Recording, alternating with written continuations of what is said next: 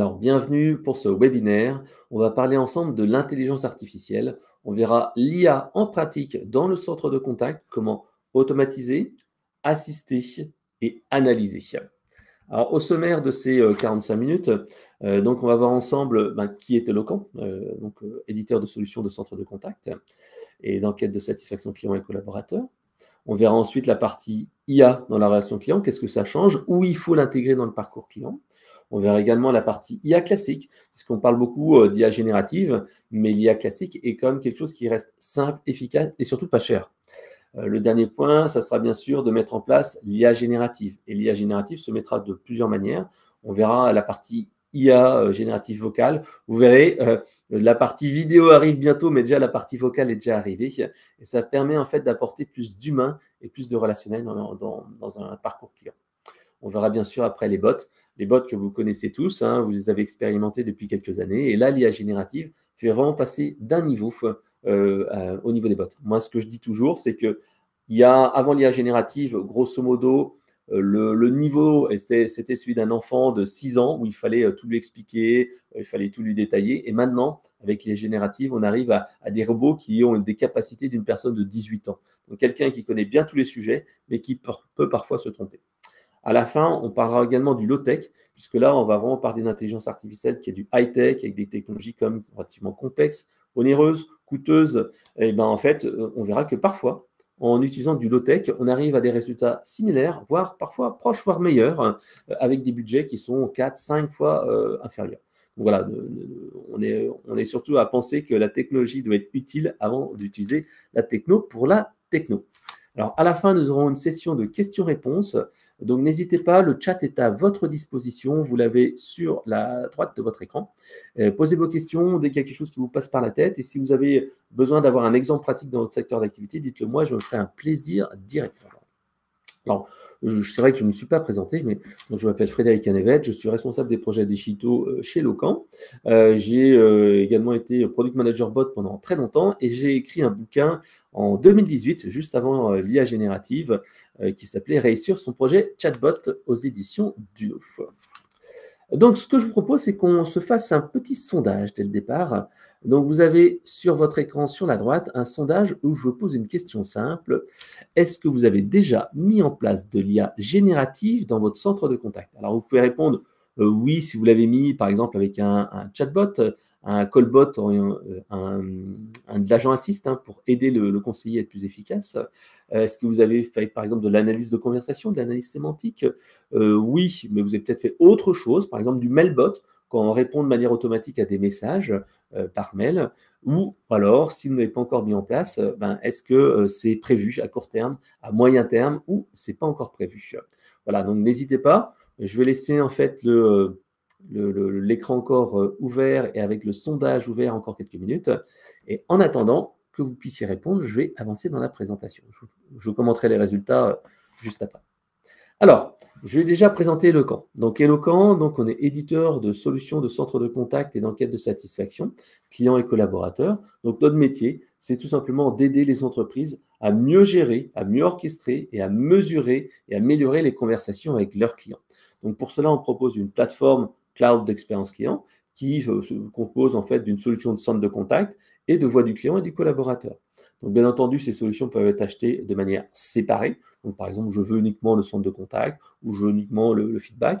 Mais ce que nous, on recommande, c'est d'avoir la solution totale, une plateforme cloud d'expérience client qui va mêler en fait les deux et qui vous permettra non seulement d'écouter vos clients, mais également de pouvoir dialoguer de manière efficace avec eux. Donc, on gère à peu près un demi-milliard d'interactions chaque année, que ce soit du téléphone, du chat, du mail, du SMS, du callbot, du chatbot, etc., etc.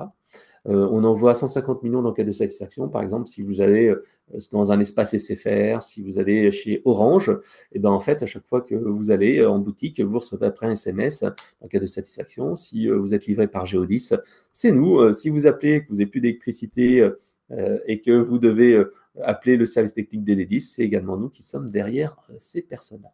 Donc, on a une centaine d'experts en France, il y a plus de 320 clients. Voilà, donc notre plateforme cloud, en fait, c'est centré avec un orchestrateur omnicanal qui va permettre de gérer les conversations, voix classique et digitale. On va faire du self-care avec du chatbot, du callbot, du SVI visuel. On va piloter l'efficacité, puis on va faire de la voix du client et du collaborateur pour écouter ses clients, avoir des feedbacks, par exemple publier des avis sur Trustpilot, Google, etc. Mais également pouvoir analyser les parcours clients pour les optimiser grâce à l'intelligence artificielle en particulier. Voilà. Alors, ce que je vous propose, en fait, c'est qu'on aborde maintenant la partie un petit peu plus concrète avec les défis qui sont en cours, en fait, pour les responsables de centres de contact, hein. La première chose, c'est qu'on demande à tout le monde, c'est de fluidifier l'expérience client, fluidifier le parcours client. En même temps, on demande à avoir des collaborateurs engagés, qui soient vraiment contents de faire leur métier, qui soient convaincus d'aider les personnes. Et pourtant, d'un autre côté, ça peut paraître une injonction contradictoire, mais donc on demande de maîtriser les coûts, en particulier avec les coûts de l'énergie qui augmentent beaucoup dans les centres de contact. On demande aussi d'avoir du self-care de plus en plus parce que les gens ne veulent plus attendre au téléphone. Les nouvelles générations aussi sont très férues de messaging, d'outils comme WhatsApp pour communiquer et ne veulent plus forcément appeler au téléphone. Donc, il faut répondre à ces nouveaux enjeux-là. Et en même temps, voilà, il y a des anticipations à faire sur la maîtrise des coûts aussi qui est essentielle. Le recrutement également au centre de contact. Donc là, en fait, c'est des enjeux importants et justement, l'intelligence artificielle va agir à ces différents niveaux-là. Donc, aider à fluidifier l'expérience client, avoir des collaborateurs plus engagés en mettant des enquêtes et en analysant les feedbacks de manière automatique, en maîtrisant les coûts, en ayant un bot qui permet de gérer des pics d'activité, mais au contraire, d'avoir aussi de l'humain au bon moment. Voilà. Donc, ce que je vous propose, c'est qu'on passe à la partie sondage et je regarde en fait, hop, ici, où on en est. Alors, il y a eu quelques réponses. Grosso modo, il y a 26% des gens qui disent que non, ils n'ont pas encore mis de projet bot ou IA générative en place. À court terme, c'est prévu. Non, mais c'est prévu à moyen terme. 26% par contre n'ont pas encore prévu. Là, ça, par contre, j'espère que ce petit webinaire qu'on va voir ensemble va vous décider et faire en sorte que ces 26% de personnes qui disent non, c'est pas prévu, prennent conscience que tout simplement mettre en place l'IA générative et l'IA classique dans un centre de contact, ça devient vraiment indispensable. Donc voilà, j'arrête le sondage tout de suite et je vais passer maintenant au concret. Alors, donc l'IA dans la relation client. Donc nous, notre philosophie chez Locan, c'est que l'IA doit être au service de l'humain. C'est-à-dire que l'humain, on ne va pas faire de l'IA pour de l'IA, parce qu'en fait, si on met uniquement de la techno pour la techno, on va arriver à un phénomène inverse, c'est-à-dire qu'on va être déceptif et on va nuire à l'expérience client au lieu justement de l'améliorer. Et ça, on l'a vu. Par exemple, dans l'étude élu service client de l'année, qui est parue l'année dernière, donc en 2023, à chaque fois, ils font un point en disant, voilà, quels sont les canaux qui ont le plus de croissance. Et le canal qui a le plus de croissance, c'est les chatbots. Donc, on voit qu'il y a eu un développement majeur des chatbots. Or, en fait, ce qui se passe, c'est qu'en même temps, le canal qui offre la moins bonne satisfaction auprès des utilisateurs, c'est le chatbot, avec seulement 52% de personnes qui sont satisfaites. Donc, une personne sur deux à peu près satisfaite des chatbots, alors que c'est le canal le plus en croissance. À l'inverse, le téléphone, qui est le canal classique, un peu traditionnel, c'est celui qui offre la plus grande satisfaction avec 82% de clients satisfaits. Donc voilà, pourquoi on arrive à un taux d'insatisfaction aussi important? C'est tout simplement parce que ces personnes-là, ces entreprises-là, ont mis en place des chatbots et des callbots qui ne sont pas conçus pour le client et qui cherchent avant tout à automatiser sans penser expérience client, sans penser complémentarité humain et machine. C'est pour ça que nous, chez Eloquent, par exemple, lorsqu'on a un callbot au téléphone, eh ben, on dit toujours, au bout de 2 incompréhensions ou 2 personnes qui disent « je ne comprends pas », etc., il faut automatiquement passer à un humain. On a cette philosophie-là qui est l'humain et le bot sont complémentaires. Voilà. Donc, c'est ça qui est essentiel à retenir. Pour l'automatisation, ça ne sert à rien. L'autre point, c'est qu'en fait, il y a différents types d'IA. On parle beaucoup donc d'IA générative. L'IA générative permet donc d'analyser des grosses masses de données, des FAQ, des emails, des chats, etc., et de permettre à partir de ces éléments-là d'avoir des réponses personnalisées. Mais ce n'est pas les seules intelligences artificielles qui existent. Il y a par exemple l'intelligence artificielle descriptive qui va permettre de catégoriser en temps réel des données et qui est beaucoup moins coûteuse et qui est tout aussi efficace. On va pouvoir également utiliser de l'IA conversationnelle classique, chatbot Callbot, qui est complémentaire à l'IA générative. Parce que l'IA générative, bon, oui, on va pouvoir lui donner la possibilité d'analyser et de comprendre des gros volumes de données, mais avec l'IA classique, en fait, on va pouvoir avoir une réponse qui va être beaucoup plus précise et sûre. C'est-à-dire que, par exemple, si je veux avoir mon solde de facture, si je veux avoir des informations sur parler à un service technique, je n'ai pas besoin d'avoir une réponse qui est très compliquée. Je veux une réponse immédiate, quelque chose qui va tout de suite aller à l'essentiel avec une réponse qui est très cadrée. Et c'est moi qui ai écrit ce texte-là et ce n'est pas l'IA qui l'a inventé.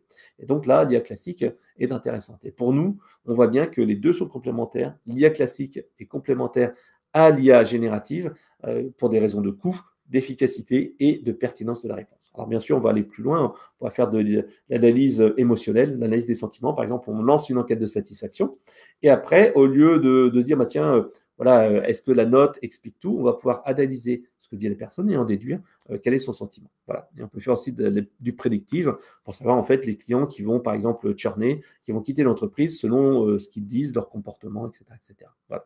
Donc ça, il y a différents types d'IA qu'on va intégrer dans la solution de centre de contact. Donc justement, je voulais commencer par cette partie IA classique. L'IA classique, grosso modo, c'est, on va dire, entre 4, 5 fois, 10 fois moins cher que l'IA générative. Et pourtant, ça peut être tout aussi efficace. En particulier dans l'analyse des verbatims et des parcours clients. Ici, vous avez à l'écran, par exemple, l'analyse d'enquête de satisfaction. L'intérêt, en fait, pour nous, c'est d'aller récupérer donc, de manière omnicanale des informations. On a par exemple le cas avec Vinci Autoroute qui numérise des courriers papier, qui numérise en fait qui envoie des données digitalisées, déjà du chat, ils envoient des emails, ils envoient des enquêtes de satisfaction, etc. Et ils envoient tout ça dans la solution qui va permettre d'aller détecter soit en fait ce qu'on appelle l'aiguille dans une botte de foin, c'est-à-dire qu'on va détecter ces petits gestes, ces actions, toutes ces petites choses, ces attentions qui font que les clients vont être soit hyper satisfaits ou soit au contraire très insatisfaits. Ça permet de détecter par exemple des mauvais comportements ou au contraire de très bons comportements qu'il va falloir généraliser. On avait un exemple avec un de nos clients dans le domaine du transport et qui voyait en fait que certaines fois, des clients avaient une notation et des vocabulaires et des mots qui étaient extrêmement forts, tout simplement parce que le livreur, au lieu de simplement livrer à la porte de l'entreprise ou du particulier, prenait le colis et le montait à l'étage. Il disait, voilà, je vous aide. Et parfois, il faisait un service de déballage et de vérification. Et tout ça, bam, ça faisait un pic de satisfaction qui était vraiment très, très au-dessus de la moyenne, mais c'était pratiqué que par une toute petite partie des chauffeurs-livreurs. Et donc, en fait, ils se sont dit, mais waouh, il y a quelque chose à faire. Et ils ont développé comme ça un service de montée à l'étage et de vérification des colis. Alors, ce service n'est pas payé par les particuliers ou les entreprises qui reçoivent les colis, mais par les donneurs d'ordre. C'est une option qu'ils peuvent déployer et justement, des fois, on voit qu'il y a des insatisfactions qui remontent des enquêtes de satisfaction et ils utilisent ça en disant « Hey, regardez, vous avez des insatisfactions parce que vous n'avez pas pris cette option de monter à l'étage, vous devriez le prendre parce qu'on a des clients qui sont très intéressés là-dessus. » Voilà. Donc, tout cela, en fait, ça permet d'aller optimiser son parcours client et d'aller analyser toutes les informations, que ce soit donc des conversations téléphoniques, du chat, du mail, etc., etc. Donc, ça améliore la satisfaction et ça améliore les parcours clients. Deuxième point, donc l'analyse des émotions, j'en ai parlé tout à l'heure. L'analyse des émotions est vraiment importante pour prioriser les choses. Là, je vous ai mis un exemple assez concret, assez pratique. Dans notre solution de centre de contact, lorsqu'on reçoit des mails, et tout simplement, on va pouvoir identifier les personnes qui ne sont pas du tout contentes, qui sont par exemple en menace de résiliation, menace d'avocat, etc. etc. Et à ce moment-là, hop, on va pouvoir les identifier et ils vont pouvoir être traités de manière prioritaire par les agents. Également, cette analyse des émotions peut servir à faire de l'alerting, c'est-à-dire que les personnes vont envoyer des emails, ils vont envoyer des courriers, des enquêtes de satisfaction. On va pouvoir dire attention, aujourd'hui, il y a quelque chose à faire de manière importante et tout de suite, il faut que tu passes à l'action. Et ça, on l'a vu, ça fonctionne bien quand on traite vraiment rapidement et immédiatement cette insatisfaction. On a le cas, par exemple, avec Bouygues Télécom Entreprise, qui a un record de 13 minutes entre le moment où l'insatisfaction a été détectée et le moment où la personne a été rappelée par l'agence. Et là, ils nous ont dit, cet aspect rapidité crée un facteur waouh. Le client se sent écouté et il se sent vraiment au sujet des petits soins des équipes. Donc, vraiment essentiel, c'est pouvoir détecter de manière automatique. Et ça, en fait, l'intelligence artificielle permet de gagner en productivité. Et quand vous avez quelqu'un qui vous rappelle 10 minutes après que vous avez mis une enquête de satisfaction négative, là, tout de suite, vous dites, waouh, je suis vraiment écouté, merci, voilà, vous faites de votre mieux, etc., etc. Rien que le fait d'être écouté est essentiel. Donc là, c'était la petite partie de rappel sur l'IA classique, qui est quand même essentielle à mettre en place et qui reste toujours très intéressantes. Maintenant, on va voir les derniers développements de l'IA générative. En particulier, on va voir l'IA vocale. L'IA générative vocale, en fait, permet de faire un accueil plus humain. Alors, je pense que vous avez déjà appelé des services clients ou des entreprises. Vous avez ce fameux SVI, service vocal interactif, un serveur vocal interactif, où on dit taper 1, taper 2, taper 3, avec cette voix un petit peu robotisée. Et bien désormais, avec l'IA générative, on va pouvoir avoir des voix qui vont être tout à fait naturelles. C'est-à-dire que on le voit chez nous, chez certains de nos clients, quand on met en place cette voix-là, les gens pensent en fait qu'ils parlent à quelqu'un. Donc on leur dit bon bonjour, pourriez-vous nous dire quelle est votre demande? Et les personnes en fait disent bah voilà je veux parler à tel service. Et ils ont l'impression en fait qu'ils parlent à des personnes, des vraies personnes. Et c'est vrai qu'on a eu des situations un peu cocasses. Bah, des fois le bot il ne sait pas tout répondre, hein, c'est pas tout à fait infaillible.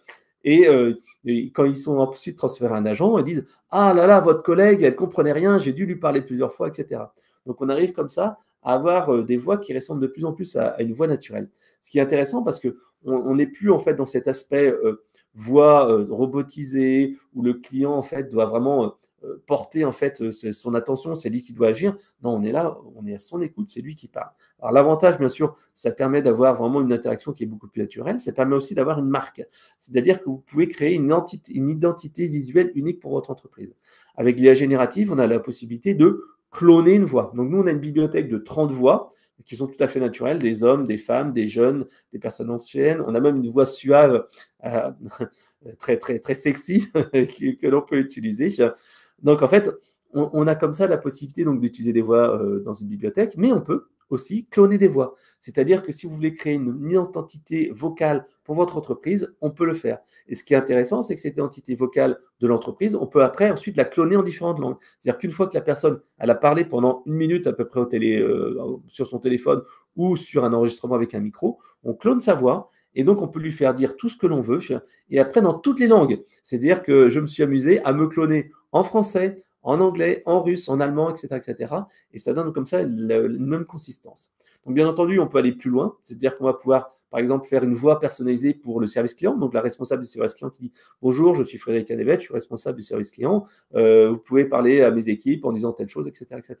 Et on peut encore baisser d'un niveau. Et à ce moment-là, on peut même faire un accueil personnalisé par agent. C'est-à-dire que chaque agent pourra avoir une boîte qui va dire bonjour, je suis Frédéric Canevet, rappelez-moi plus tard, etc. Ou je passe mon collègue, etc., etc. Donc vraiment, on ajoute de la proximité, de l'effet wow. Donc si vous voulez regarder un peu à quoi ça ressemble, je vous ai mis ici sur l'écran un petit lien que je vais vous mettre ici dans le chat qui permet tout simplement d'écouter ces voix-là. Donc je suis tout simplement cloné moi-même. Donc j'ai cloné ma voix et j'ai cloné également ceux d'un personnage célèbre. Alors je pense que vous devriez la reconnaître. Alors, je vais vous la mettre tout de suite dans le chat. Donc, ceux qui auront reconnu la voix célèbre d'une personne publique dans le chat me disent. Donc, j'ai mis le lien de téléchargement. Donc, vous pouvez télécharger. Donc, il y a ma voix à moi, la voix de mes collègues et la voix d'un personnage célèbre. Donc, tout simplement, bon, bien sûr, la voix du personnage célèbre, on n'aura pas le loisir de l'utiliser à titre professionnel, c'est plus pour un titre humoristique, mais les deux autres voix, c'est pour vous montrer que je peux cloner directement ma voix, ce qui est assez sympa et qui permet en fait de créer cette fameuse proximité. Parce qu'on parle beaucoup en fait d'agents dédiés, et bien là en fait on va vraiment faire de l'accueil dédié. Alors maintenant on va passer aux chatbots et aux callbots. Les chatbots et les callbots sont pour nous en fait des nouveaux collègues des agents. Pour nous, en fait, ce qu'il faut faire, c'est qu'il faut analyser les interactions au centre de contact. Pour nous, il y a 4 types d'interactions. Les interactions polluantes qu'il faut réduire, supprimer ou filtrer. Par exemple, je donne le cas encore d'Enedis. Il y a personne, en fait, appelle au numéro de téléphone d'Enedis et disent, voilà, j'ai un problème sur ma facture électrique. En fait, ma facture d'électricité, je paye trop cher, j'ai un problème de prix, etc. Et bien là, ce n'est pas Enedis qui gère, c'est le fournisseur d'électricité. Donc, dès qu'il y a cet élément-là, on dit, non, ce n'est pas nous qui gérons, allez appeler votre fournisseur. Donc, on élimine ces interactions polluantes. Deuxième chose, des interactions à faible valeur ajoutée, où tout simplement, là, on va laisser le bot jouer parce qu'on va pouvoir, par exemple, faire des pics d'appel. On a le cas, par exemple, dans le domaine des mutuelles et assurances, la carte de tiers payant, et ben, tout simplement, il y a un pic d'appel qui se fait parce qu'à la fin de l'année, on a tous une nouvelle carte. Ça ne sert à rien d'avoir quelqu'un au téléphone pour avoir sa carte. Donc là, tout simplement, le bot peut l'envoyer. pareil, par exemple, si on fait une déclaration de sinistre, c'est quand même mieux de faire une déclaration 24 heures sur 24 avec un bot au lieu que d'attendre que ce soit des horaires de bureau qui soient ouverts et qu'on doive parler à une personne, etc. Le bot peut le faire de manière aussi simple. Troisième chose, les interactions à valeur ajoutée. Là, sont à conserver. On va au contraire améliorer en formant les agents, en sensibilisant sur la partie écoute, empathie, etc. etc. Et ça, c'est vraiment important. On les garde celles-là. Les derniers points, c'est les interactions génératrices de valeur, d'émotion. Et là, sont des interactions à développer. Avec tout le temps gagné au niveau des interactions polluantes et interactions qui seront automatisables, en fait, tout simplement, on va permettre aux agents d'aller faire de l'appel sortant. Par exemple, féliciter les promoteurs, gérer des appels cocooning. Par exemple, les clients qui ont souscrit un abonnement, on fait un petit appel cocooning le jour J, ou par exemple un appel cocooning 3 mois plus tard pour vérifier comment ça se passe, ou alors 3 mois avant la fin de la souscription pour justement faire en sorte que la personne renouvelle son contrat. Donc ça, c'est vraiment des choses qui sont importantes, des appels anti-chat. Alors, pourquoi on va mettre en place des bots en IA générative? On a parlé tout à l'heure de l'IA classique. L'IA classique, en fait, nécessitait de créer à chaque fois des questions, des réponses, etc. Avec l'IA générative, on va pouvoir lui donner à manger des emails, des chats, des fichiers, des FAQ, des procédures, des URL de sites web, etc., etc. Et il va comprendre tout ça. Donc, on a vraiment un large scope. Au lieu de créer des réponses et des questions, hop, hop, hop, hop, hop, et bien tout simplement, on lui donne tout ça à manger et il assimile tout et il fait des réponses. On a souvent plus de pertinence. Parce qu'en fait, tout simplement, on va mettre à jour, on va lui envoyer des informations. Si des pages changent, le chatbot continue d'apprendre. Souvent également, au niveau de la mise en place, c'est moins cher, puisqu'en fait, on va diminuer le temps d'implémentation d'un chatbot à peu près par 2. Donc en fait, 2 fois moins cher pour mettre en place un chatbot par rapport à un chatbot classique. Donc c'est vraiment un gain de temps. Donc ça fait aussi des conversations moins robotisées et plus de dialogue et plus de contexte, parce que le bot va se souvenir de ce qui a été dit auparavant. Donc quelque chose qui est assez intéressant. En revanche, ça ne veut pas dire, comme je le disais, que l'IA classique est morte. L'IA classique, avec des détections de mots-clés, avec des boutons, etc., n'est pas morte parce que tout simplement, l'IA classique permet de répondre beaucoup plus rapidement, beaucoup plus efficacement, en respectant exactement la charte graphique et les réponses. Donc, nous, ce qu'on fait, c'est que dans un chatbot, on va mettre du chatbot en IA classique pour des boutons, pour des réponses classiques, et on va mettre du chatbot en IA génératif pour des questions un peu plus larges. Donc, les deux sont complémentaires. Voilà. Alors, les callbots, donc, c'est les agents au téléphone. Donc, l'intérêt, je l'ai indiqué précédemment, c'est d'automatiser les tâches à faible valeur ajoutée, offrir un service client 24 heures sur 24, traiter les demandes simples et pourquoi pas, en fait, assister l'agent. Par exemple, quand les gens appellent au téléphone, on va pouvoir dire au chatbot, demande à la personne ce qu'elle veut. Bonjour, j'appelle parce que j'ai un problème avec ma chaudière, mon chauffage, etc., etc., etc. Donc, la personne parle de son problème. Cette conversation est affichée à l'agent lorsqu'il prend la conversation téléphonique. Il a la catégorisation, c'est un problème de chaudière, la personne a déjà indiqué ça, donc il a déjà un petit peu préparé son discours et pour dire bon, bonjour, vous m'appelez pour telle chose, donc ce qui permet d'avoir un meilleur accueil. Donc généralement, en mettant en place un callbot, on arrive à automatiser entre 5 et 20% des appels, donc ce qui est quand même assez intéressant. Donc le callbot a quand même un coût non négligeable. On parle quand même de factures projet pour la mise en place d'un minimum on va dire de 20 à 30 000 euros pour mettre en place un callbot. Donc il faut quand même un minimum d'appels. On parle souvent de 100 appels automatisables par jour pour qu'un callbot soit intéressant. Voilà, donc vraiment c'est là en fait pour mettre en place un callbot dans tout ce qui est demande simple et sans valeur ajoutée. Donc, j'en ai parlé tout à l'heure d'un de nos clients qui s'appelle Enedis, qui utilise en fait le callbot pour traiter une partie des demandes. En mettant en place un callbot et l'envoi de SMS du jour au lendemain, pour des demandes qui étaient très fréquentes et très courantes, par exemple pour tout ce qui était relevé de compteur Linky, d'un coup, d'un seul, on a 5 à 10% des appels qui ont été éliminés tout d'un coup. Donc voilà, c'est quelque chose Enedis qui gère quasiment plusieurs dizaines de milliers d'appels tous les jours. Si on vous dit 5%, 5-10% des appels qui sont éliminés tous les jours, c'est pas négligeable et ça permet d'améliorer la fluidité puisqu'en fait, c'est des appels qui ne sont pas traités par les humains et qui permettront justement de garder plus de temps à l'écoute des collaborateurs et des clients et d'être vraiment en capacité de gérer plus de demandes. Nous, ce qu'on pense, c'est qu'il faut vraiment gérer les deux, de l'humain et du conseiller et du bot.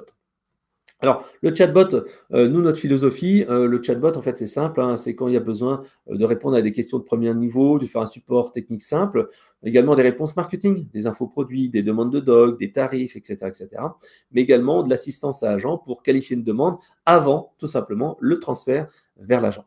Donc nous, notre philosophie, elle est très simple, c'est qu'on va mettre un premier niveau d'IA classique, donc pour tout ce qui est demande de domo, etc. L'IA générative à partir des FAQ pour des demandes un peu plus exotiques ou des demandes un peu plus larges sur le service client. Et après, bien entendu, le troisième niveau, c'est passer vers un agent en chat, parce qu'on ne va jamais laisser un client en boucle avec un chatbot. Ça, c'est contre-productif et au contraire, ça va nuire à l'expérience client. Donc généralement, un chatbot, c'est intéressant lorsqu'on met en place et qu'on peut automatiser environ 25 demandes par jour. Voilà. Donc également, le chatbot vraiment a toute sa valeur lorsqu'on se connecte au système d'information et on va pouvoir faire des demandes personnalisées. Par exemple, quel est mon solde de compte? Est-ce que ma commande a été livrée? Est-ce que je peux annuler une commande? Est-ce que je peux déplacer un rendez-vous? Donc c'est là où on a vraiment de la valeur ajoutée lorsqu'on va aller au-delà de la simple FAQ. Voilà. Alors, un exemple simple, là, ici, donc, on a eu un témoignage récemment de la société Hublot qui nous a expliqué qu'ils avaient mis en place donc, un chatbot qui fait du chat, qui fait du chatbot en IA générative et du chatbot en IA classique. Donc, tout est mis en même temps. Donc, le but, en fait, c'est d'aller répondre à ces demandes un petit peu compliquées.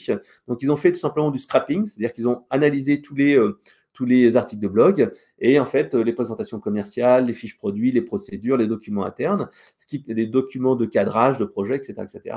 Et ça leur permet en fait de répondre à toutes les demandes.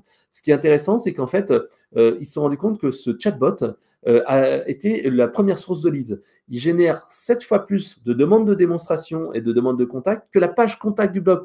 Le petit bouton « Je veux une démo », et ben en fait, il en génère beaucoup plus parce que c'est conversationnel, les gens discutent, etc., etc. Au niveau du bot, si vous le testez également, vous verrez en fait qu'il est capable en fait de répondre à des demandes complètement hors sujet sur la partie produit, mais qui étaient évoquées dans la partie blog. Par exemple, si vous lui demandez, bah, tiens, je suis propriétaire, un de mes locataires qui est dans mon logement en logement nu, je veux partir, enfin, je veux donner congé, quel est le délai? Et ben en fait, il faut dire, bah voilà, c'est 6 mois. Si c'est en meublé, il va comprendre après que c'est 3 mois. Tout simplement, ça c'est lié à un article de blog qu'ils ont fait sur ce sujet-là et qui a été assimilé par le chatbot. Alors là maintenant, on a parlé donc de l'automatisation avec le chatbot, le callbot, mais c'est également important que l'intelligence artificielle aide les agents à être plus efficaces. Donc là, en fait, nous, on va les aider à être plus efficaces avec l'IA générative. Alors, le premier point, chose qu'on voit qui est vraiment le plus efficace, c'est la réponse automatique au bot. En fait, tout simplement, on le voit dans le centre de contact, il y a des nouveaux agents qui arrivent, qui n'ont pas forcément la connaissance et la compétence des agents qui sont seniors. Et bien, tout simplement, avec un callbot, l'IA générative, on va pouvoir prendre le contenu de l'email, l'IA générative va tout simplement l'analyser et va dire, bah, tiens, la personne, elle a dit telle chose. On va pouvoir proposer en fait une réponse personnalisée par rapport à cette demande et tout simplement, le conseiller va ensuite pouvoir personnaliser la réponse en disant tiens, ça c'est bien, ça c'est pas bien, non, je vais changer telle chose. Et voilà. Donc ça sera un mail qui sera vraiment personnalisé avec la charte éditoriale du service client. Est-ce qu'il faut dire bonjour, est-ce qu'il faut tutoyer, est-ce qu'il faut vous voyez, est-ce qu'il faut donner des informations complémentaires, etc. Donc ça aide également les agents avec une faiblesse en orthographe parce qu'on voit bien que dans les centres de contact, les gens sont nativement bons à l'oral, mais sur la partie écrit, il y a quand même quelques faiblesses. Donc là, ça permet de passer d'une culture vraiment très orale à une culture d'écrit avec un orthographe parfait, puisqu'en fait, les personnes qui écrivent là ont un modèle, une trame qu'ils ont juste à personnaliser de manière très simple. Donc ça permet de structurer les réponses. Et puis voilà, on l'a vu également, c'est assez intéressant lorsqu'on fait appel à des outsourceurs, puisqu'en fait là, on est sûr de la réponse, on est également sûr de la qualité, puisqu'en fait la base de connaissances est dans l'entreprise. Donc c'est vraiment assez sympathique.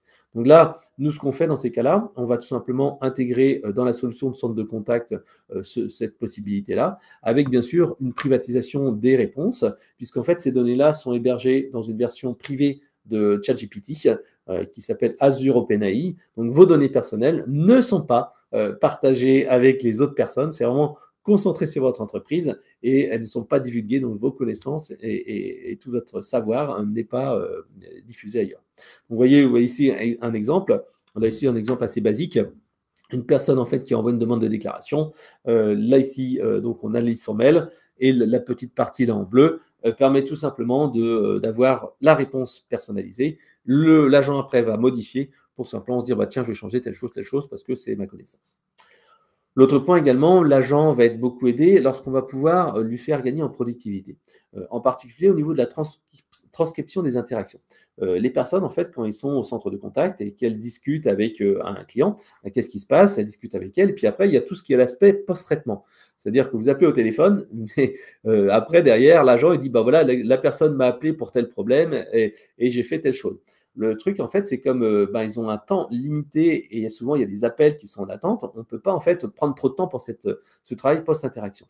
Et donc, souvent, les agents écrivent vraiment des abréviations, des choses pas très lisibles et pas très exploitables. Avec la transcription et le résumé des conversations, qu'est-ce qui va se passer? On va prendre la conversation téléphonique qui sera faite entre l'agent et le client. On va la résumer de manière synthétique avec bien sûr les informations qui sont importantes. Par exemple, on peut dire mets-moi le plan d'action, dis-moi si le client a dit OK, etc., etc. Donc en fait, on va pouvoir avoir ces informations-là et donc l'agent n'aura juste qu'à modifier, ajouter des petites choses et puis c'est tout. Donc pour lui, c'est vraiment un gain de temps. Ça permet de réduire la durée moyenne de traitement, la DMT, d'enrichir également les informations. Puisque au lieu d'avoir un requêtage qui est quasi inexploitable, puisqu'on n'a que des abréviations, des phrases très courtes. Là, en fait, on va vraiment avoir un résumé, ce qui va permettre après aux outils d'analyse sémantique classique ou générative d'aller analyser ça et d'analyser toute cette richesse conversationnelle qu'il y a dans les conversations téléphoniques entre clients et les agents. Ce qui permet d'identifier du coaching, par exemple, à effectuer sur des agents qui ne maîtrisent pas bien les produits, les services, etc. Ça permet aussi d'aller identifier des points noirs dans le parcours client, des choses qui ne sont pas comprises, etc., etc.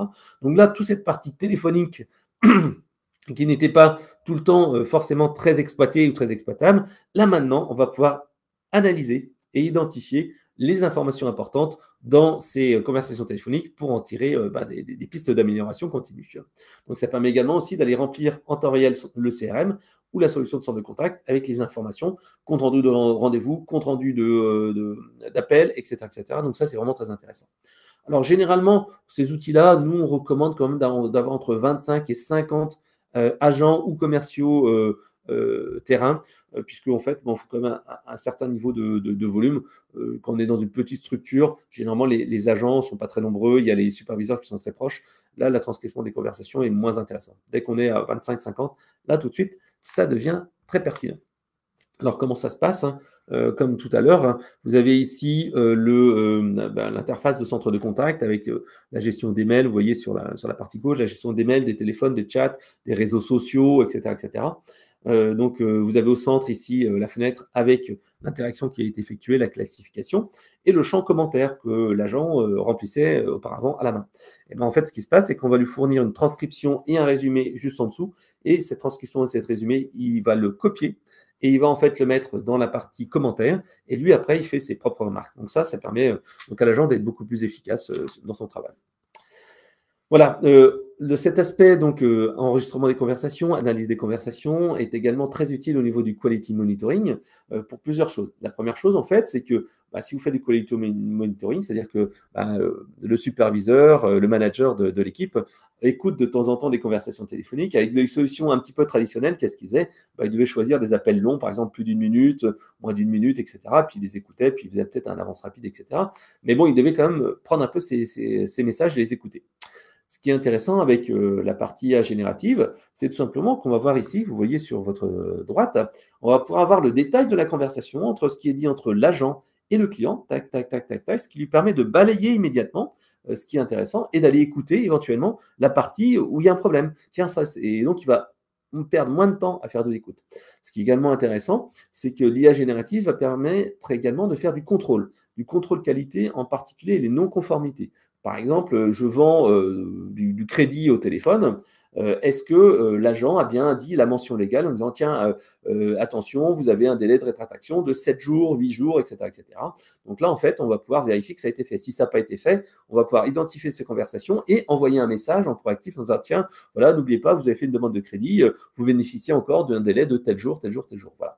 Donc voilà, ça, c'est des choses qu'on peut faire. On peut également détecter des alertes juridiques. Par exemple, si les personnes disent ah non, vous êtes des incompétents, ça ne se passera pas comme ça, je vais en parler à Julien Courbet, et ben à ce moment-là, on détecte que, oulala, il veut en parler à Julien Courbet, on envoie ça à la cellule réclamation, et la cellule réclamation s'empresse d'aller rappeler la personne derrière. Voilà.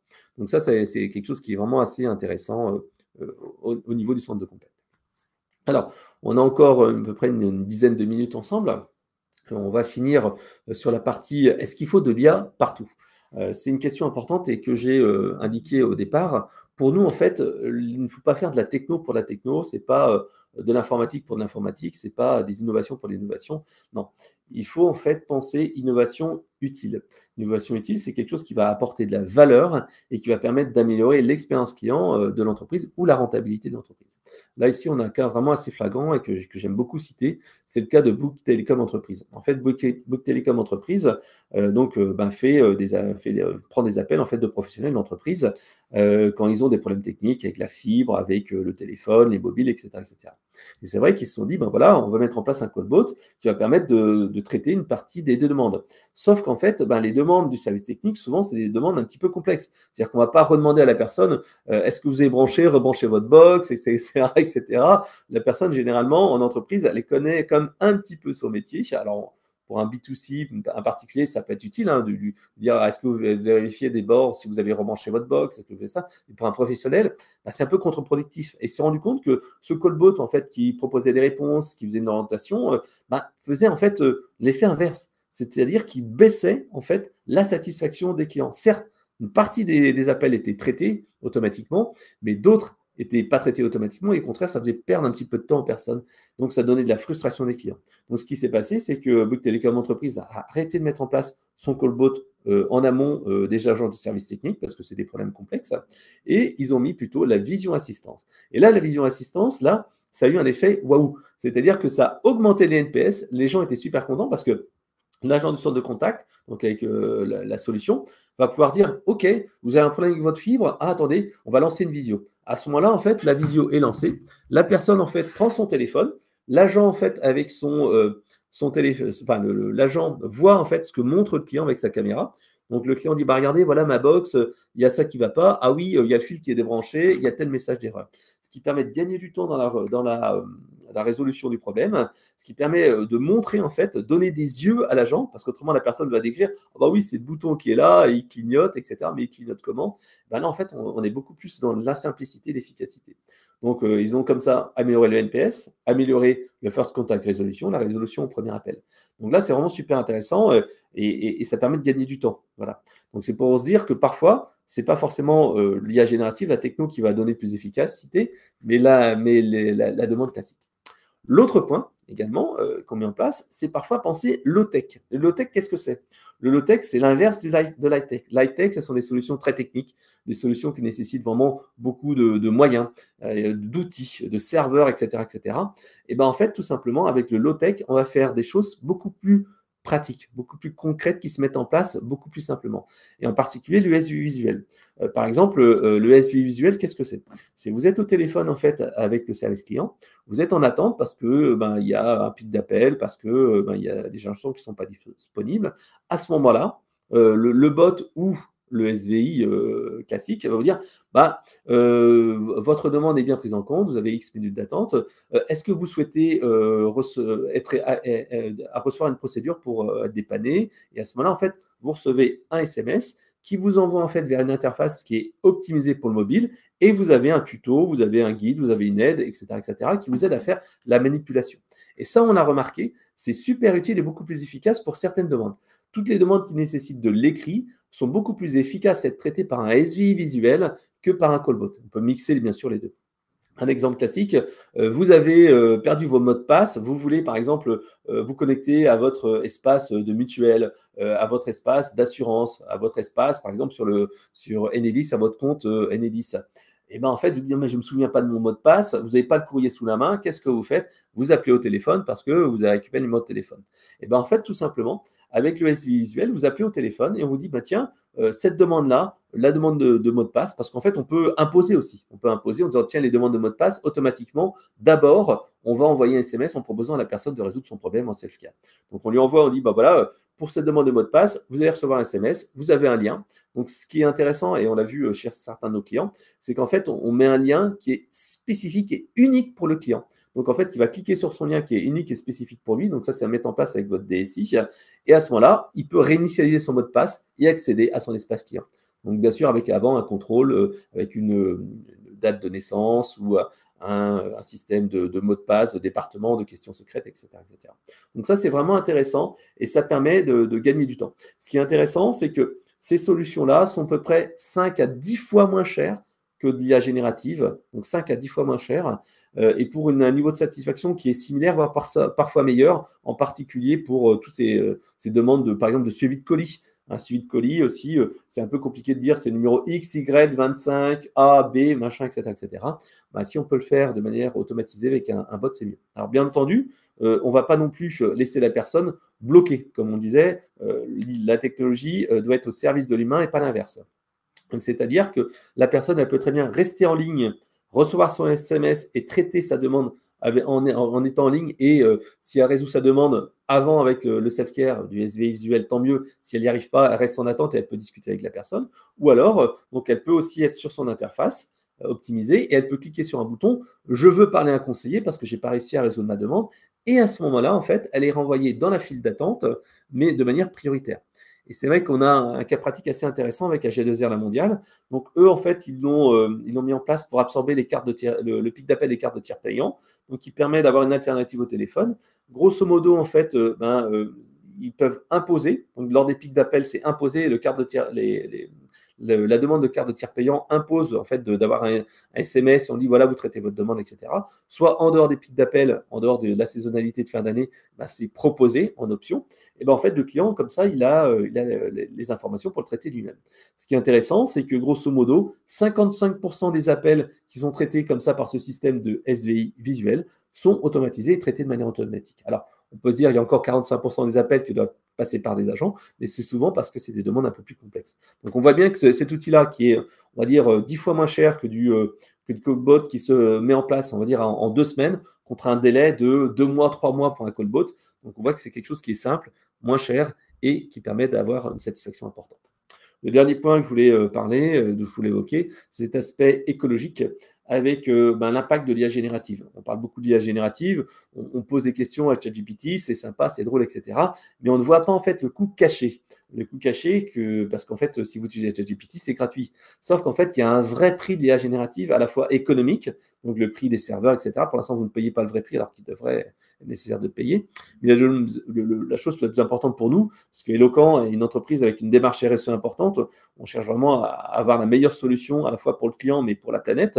Et en fait, on se rend compte que l'IA générative coûte très cher. Entre 5 et 50 questions à ChatGPT, selon la saison, ça coûte en fait 0,5 litres d'eau. Il y a même certaines régions, aux États-Unis en particulier, qui disent non, nous, on veut plus de serveurs pour l'informatique, parce qu'en fait, c'est soit on donne à boire aux serveurs, soit on donne à boire à nos citoyens. Donc, en fait, il y a vraiment un coût écologique important avec l'IA générative.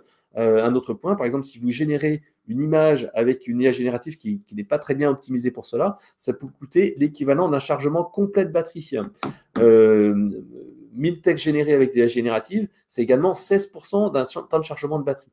Donc, il faut vraiment utiliser l'IA générative de manière consciente et en fait de se dire mais est-ce que c'est vraiment nécessaire? Voilà. Donc c'est vraiment essentiel de penser à ça. La techno, c'est bien, mais pensez également à l'impact et au coût technologique. J'en ai quasiment fini, donc n'hésitez pas si vous avez des questions, je vais les prendre dans quelques secondes. Ce qu'il fallait retenir en fait, c'est que l'IA générative pour nous était une véritable révolution dans la relation client. Je vous ai parlé et je vous ai dressé le point sur l'aspect écologique, mais c'est comme quelque chose, un vrai plus et une vraie avancée au niveau du traitement automatisé et du self-care. Chatbot, callbot, voix automatisable, tout cela en fait, ce sont des technologies qui vont permettre d'améliorer l'expérience client, de réduire les temps d'attente et de simplifier les parcours clients. Donc après, le sujet, c'est de dire où en fait mettre en place l'IA et l'IA générative. Tout simplement, c'est de dire voilà, quelle est ma priorité. Est-ce que je vais absorber des pics d'appel? Est-ce que je vais aider mes agents à être plus efficaces, etc., etc. Donc, sélectionner l'innovation utile, valider en fait que ce ROI est intéressant et qu'il est au rendez-vous. En fait, c'est comme ça qu'il faut fonctionner. Avec l'IA, c'est dire, OK, je mets en place un test sur un périmètre limité, sur un pilote, etc., etc. Et ensuite, si ça marche bien, hop, je vais l'industrialiser. Voilà. C'est ce qui compte essentiel, c'est l'efficacité et l'expérience client.